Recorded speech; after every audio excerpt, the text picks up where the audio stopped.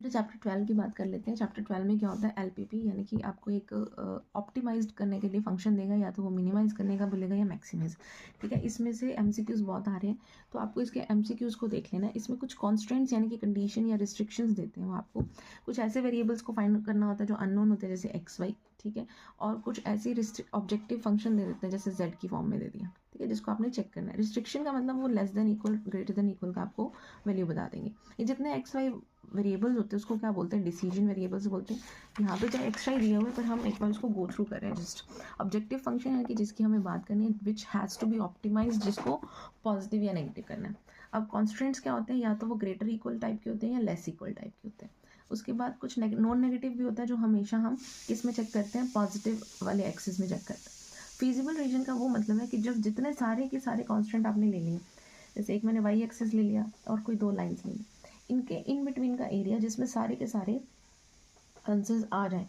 Feasible solution का यहाँ पे मतलब हो गया कि जो आपने आंसर निकाला, शेडिंग कर दी, ठीक है, तो उसकी वैल्यू को आपने उस जेड में पुट कर दिया। ठीक, ऑप्टिमम सोल्यूशन यानी कि जो ऑप्टिमाइज कर दिया, उसकी नेगेटिव पॉजिटिव वैल्यू निकाल दी।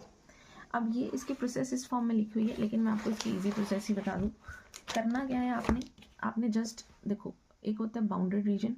जो भी बाउंडेड मिलेगा वो हमेशा कॉन्वेक्स शेप में मिलेगा, यानी कि आपको उसकी एक परफॉर्म्ड शेप मिल जाएगी, कोई मर्जी कैसी मर्जी शेप। और अनबाउंडेड क्या होता है, जिसकी शेप कोई भी डिफाइन नहीं होती। ये तो टू से ही बन जाता है, जैसे ऐसे बना दिया, तो इसकी शेप क्या है, ये अनबाउंडेड है। इसमें ज़्यादातर आपको 2 पॉइंट्स मिल जाते हैं। ठीक, और बाउंडेड में आपको कितने मर्जी पॉइंट्स मिल सकते हैं। जो बाउंडेड की प्रोसेस है वही अनबाउंडेड में है, बस इसमें एक एक्स्ट्रा स्टेप करना होता है। बाउंडेड में क्या करना है, आपने सबसे पहले आपको जो इक्वेशंस दी हैं उसको आपने उसका डबल मेथड यानी कि एक्स वाई रख लेना है। एक में एक्स ज़ीरो, एक में वाई ज़ीरो कर लेना। अगर ऐसा कभी हो कि किसी इक्वेशन में ये एक्स और वाई एक ज़ीरो रखने पे ज़ीरो उसके साथ में ही आ गया, तो आपने 2-3 पॉइंट अपनी मर्जी से पॉजिटिव ले लेने। ठीक है, इन केस ये वाला शेडिंग ये बीच में से ओरिजिन में से चला गया, क्योंकि ज़ीरो ज़ीरो आ गया मतलब ओरिजिन में से तो जाएगा।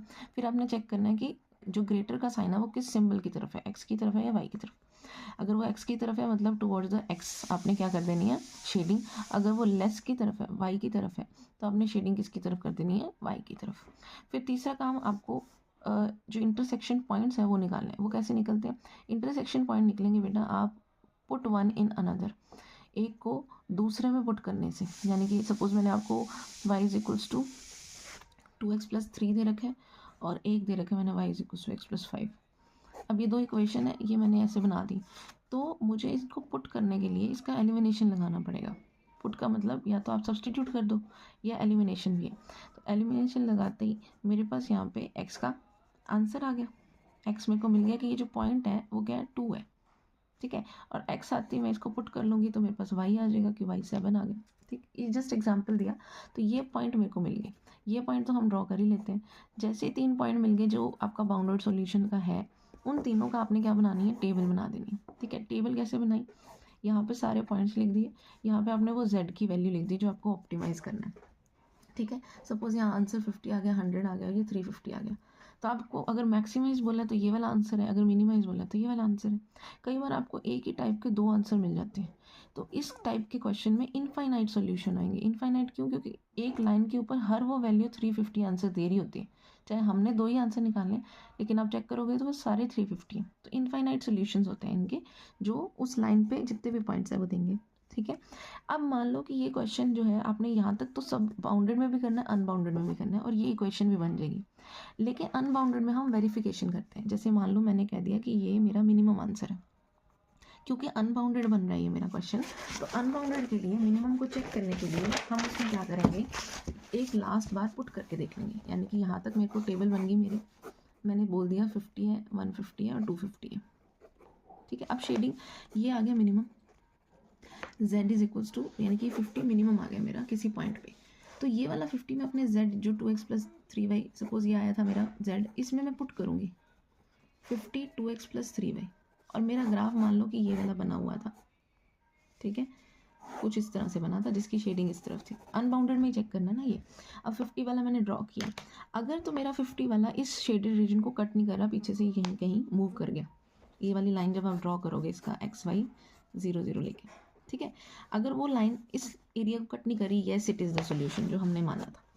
इन केस ये लाइन कट कर गई 50 रखने के बाद इसको बीच में से कट कर गई, ऐसे कट कर गई, मेरे रीजन के अंदर यानी कि फिजिबल रीजन में आ गई, तो हम कहेंगे देयर इज़ नो सॉल्यूशन। ये वाला मिनिमम भले देखने में लग रहा है पर ऐसा कोई मिनिमम सॉल्यूशन नहीं है। ठीक है, क्वेश्चन देख लेते हैं। क्वेश्चन में आपको बेटा ये शेडिंग आजकल मिलने लगी है ज़्यादातर MCQ, तो वो पूछता है कि इनमें से ये किसका सोल्यूशन हो सकता है। देखो आपने शेडिंग चेक कर लेनी है। जैसे मैंने x + y <= 5 लिखा, अब मैंने इसमें 0 0 पुट किया, 0 लेस ही होता है ना 5 से, तो टुवर्ड्स द ओरिजिन शेडिंग आएगी। अगर ये दूर तरफ जा रहा है मतलब ये कहीं कोई रीजन फॉल्स हुआ है। ठीक है, फॉल्स हुआ है तो ज़्यादातर ग्रेटर वाले क्वेश्चंस के लिए होता है। ठीक है, अब ऐसे करके क्वेश्चंस अगर आपको मिल रहे हैं तो आपने इसको पुट करके देख लेना है। जैसे अब ये तो इसके कॉर्नर पॉइंट्स ये आ गए, 4 पॉइंट्स आ गए, आपने इसको वैल्यू को बना दिया।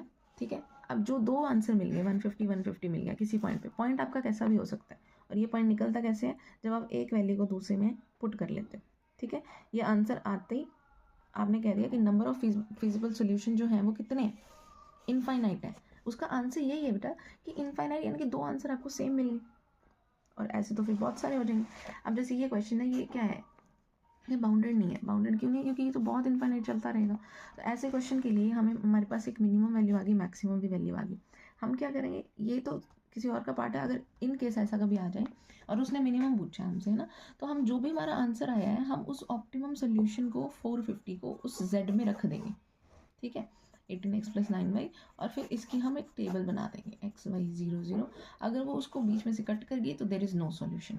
ठीक, जितने भी ये आप शेप्स देख रहे हैं ये क्या है, कॉन्वेक्स शेप, यानी कि इसमें क्या हो रहा है, एक बाउंड्री बन रही है और हर एक वो लाइन ऐड हो रही है जितने उसने कांस्टेंट क्वेश्चन में दे रखे हैं। समझ गए। अब यहाँ पे अगर आपको कुछ इस तरह की कोई केस स्टडी भी आ जाती है तो आपको उसको ध्यान से पढ़ना है कि क्या कह रहा है, कि x सेल कर रहा है, y सेल कर रहा है, और वो कहता है ज़्यादा से ज़्यादा 20 कर सकता है या कम एट मोस्ट आ गया। ठीक है, मतलब उसकी कंडीशन लगा दी कि ज़्यादा से ज़्यादा, यानी कि ग्रेटर इक्वल 20, x + y इससे लेस हो जाए या इक्वल हो जाए। ठीक है, तो कॉन्स्ट्रेंट्स बनाने सीख लिए। हालांकि ये वाला पार्ट आपके कैंसिल है, पर फिर भी हम नॉलेज के लिए रख लेते हैं कि एटमोस्ट के लिए क्या करना होता है। ठीक, अब यहाँ पे x शेयर है, y शेयर है। ठीक है, वो कह रहा है कि जो x है वो 2000 से ज़्यादा ऊपर, इसने ऐसे सोल्यूशन में बता रखा है। तो आपने क्या किया, कॉन्स्ट्रेंट्स को बनाया खुद के कि आपकी शेडिंग किस तरफ होगी क्वेश्चन। ठीक है, एक 2000 है, एक 4000 है, और एक लाइन दे रखी है कि टोटल खर्चा 12,000 करना है। तो सबको आपने पुट करके देख लिया। ठीक है, वो कह रहा है कि कम से कम 2000 होगा, ज़्यादा से ज़्यादा। शेडिंग से एक ट्रायंगल बन गया, ट्रायंगल बनते ही आपके पास पॉइंट्स तो हैं ही ना, लाइन भी है ही आपके पास। आपने क्या किया, जैसे इसमें LPP में वैल्यू निकाल दिया मैक्सिमम मिनिमम। तो होपफुली आपको ये क्वेश्चन समझ आ गए। करना क्या, आपने अच्छे से इसको फिजिबल रीजन्स को बनाना है। आपने देखना है कि कहीं, अब जैसे ये दोनों क्या है, ये फिजिबल रीजन है, जो अब आंसर देखने में क्या लग रहा है, एक 3 लग रहा है ना कि मिनिमम आंसर है तो 3 होगा, पर हम क्या करेंगे, इस 3 को हम अपने फिजिबल रीजन जो क्वेश्चन दे रखा है हमें, ये वाला 4x + y, उसमें हम 3 रख के चेक कर लेंगे इक्वेशन में। ठीक है, अब अगर मेरी वो लाइन जो है वो पीछे से यहाँ कहीं क्रॉस कर गई, इसको नहीं कट किया गया, तो हम मान लेंगे कि हाँ इसका कोई मिनिमम सोल्यूशन है। और अगर ये इसको कट कर जाती तो हम कहते कि there is no minimum solution for such kind of questions. समझ गए। अब कोई भी टाइप आपका मिल जाए क्वेश्चन का, आपने बाउंडेड हो, अनबाउंडेड, ये रहा वो अनबाउंडेड का क्वेश्चन जब मैंने कहा था उसको टच करके जा रही है, ठीक है, पर उसको कट तो नहीं कर रही, तो हम कहेंगे येस मिनिमम सोल्यूशन तो है इसका। फिर भी आपको लगे कि कोई क्वेश्चन में डाउट है, यू कैन सेंड मी। ठीक है, जस्ट अब तैयारी को आपने थोड़ा इंक्रीज़ कर देना। जितने क्वेश्चन आपने देख लिए हैं, आप 1-2 सैम्पल पेपर्स आप करके देख लीजिए। ठीक है, और कोई भी क्वेश्चन लगे तो उसको डाउटफुल मत रखना, पूछ लेना। Thank you.